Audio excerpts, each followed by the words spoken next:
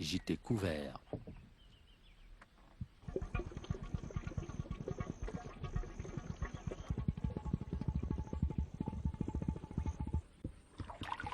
La vie quotidienne a ses exigences et il faut que Mampolo pense à nourrir les deux hommes qui construisent le Mpati.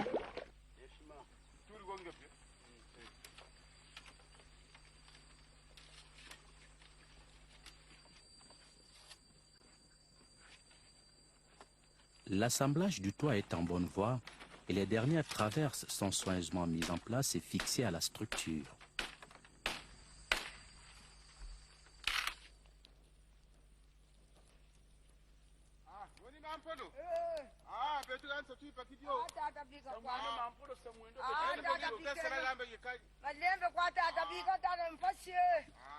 Les efforts conjugués des deux hommes leur ont ouvert l'appétit.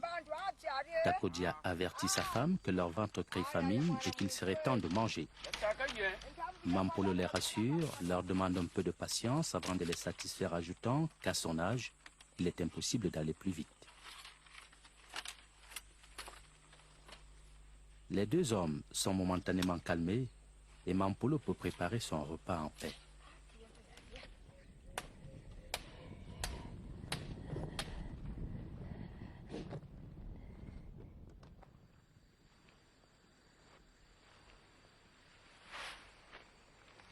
Le Mpati, avant d'être un abri familial, a aussi servi de refuge à l'époque où les travaux forcés étaient encore en vigueur.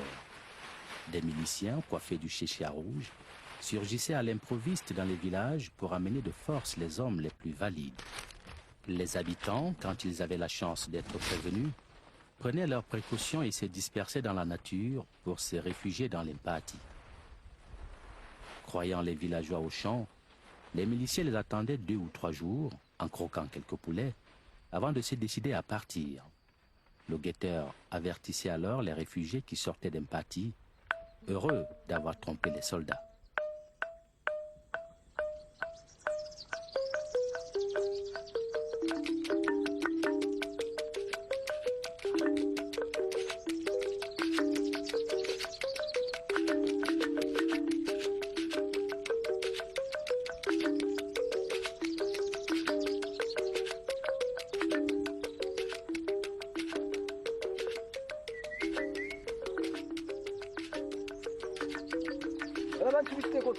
Le chasseur, pressé, ne s'attarde pas pour bavarder.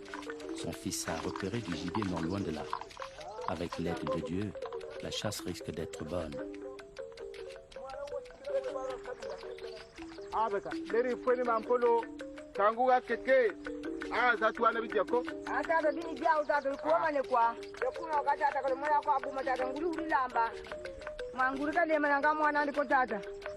Cette fois, les deux hommes sont réellement affamés. Mampolo leur signale que le repas est fin prêt. Ils peuvent venir se restaurer.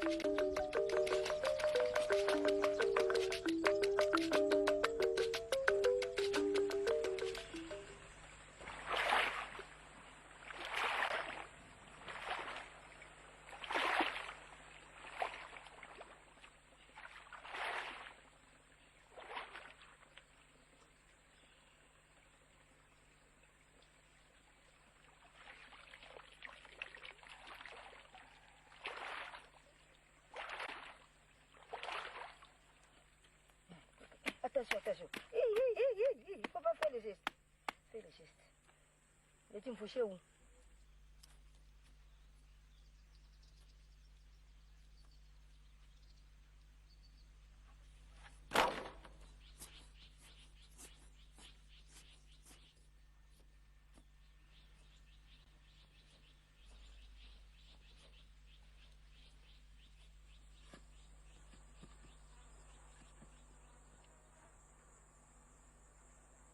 La construction touche à sa fin et Takodia met la dernière main à ce qu'on pourrait appeler l'ameublement du Mpati.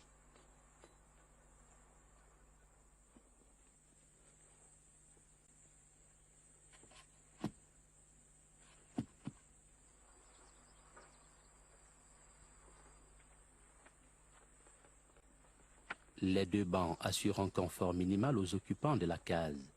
On se parle mieux quand on est bien assis. Le vannier Tamwanga termine l'assemblage de la clé qui protégera la nourriture des attaques des prédateurs.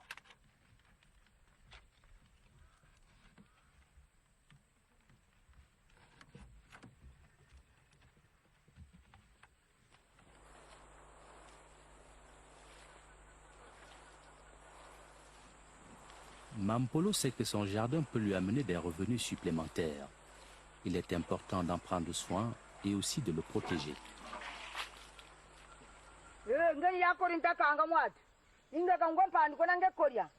Toi, le voleur sans foi ni loi, je te défends de toucher aux fruits de mon labeur.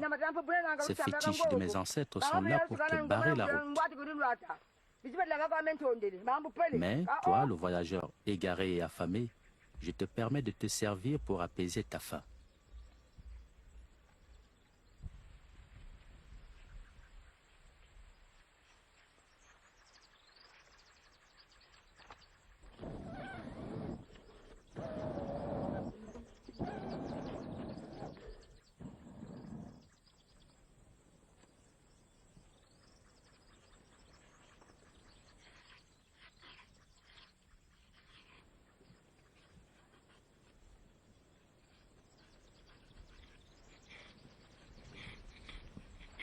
Le feu brûlera jour et nuit, aussi longtemps que la famille séjournera dans l'Umpati.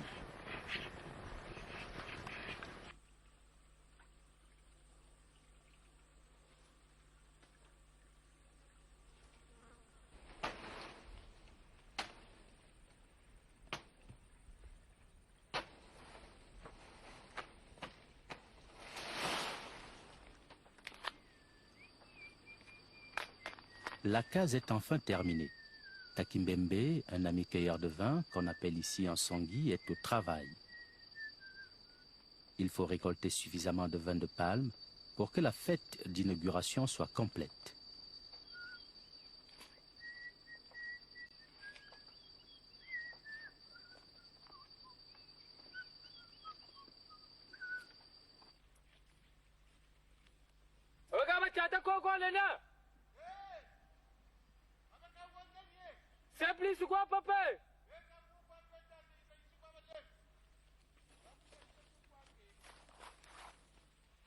Simplice, le fils de Takodja et de Mampolo, rend visite à ses parents.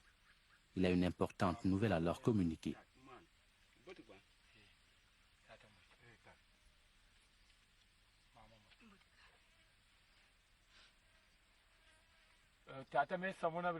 Voilà, je viens vous dire que je quitte le village pour aller en ville. Je vais essayer de me débrouiller là-bas. J'ai bien compris, Simplice, mais tu ne peux pas partir comme ça. Il faut la bénédiction de nos ancêtres. Attends que je te remette le Sangavulu, la plante rituelle qui te protégera.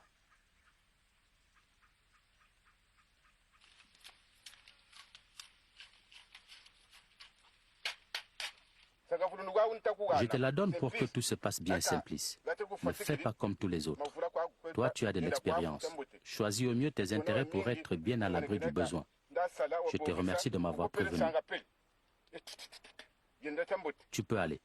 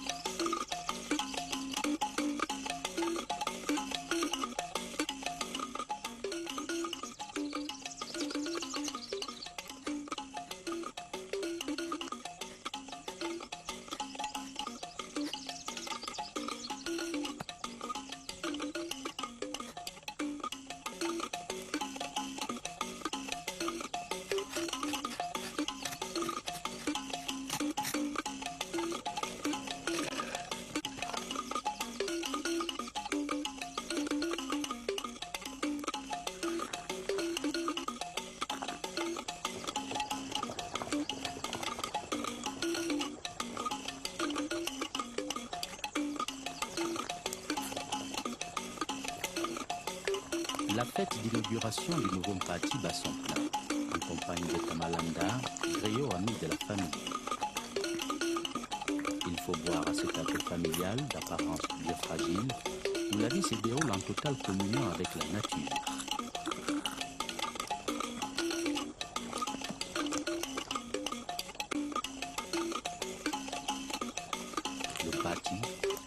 symbole de liberté et de solidarité. Que les esprits des ancêtres protègent Takodia, Mampolo et leurs familles.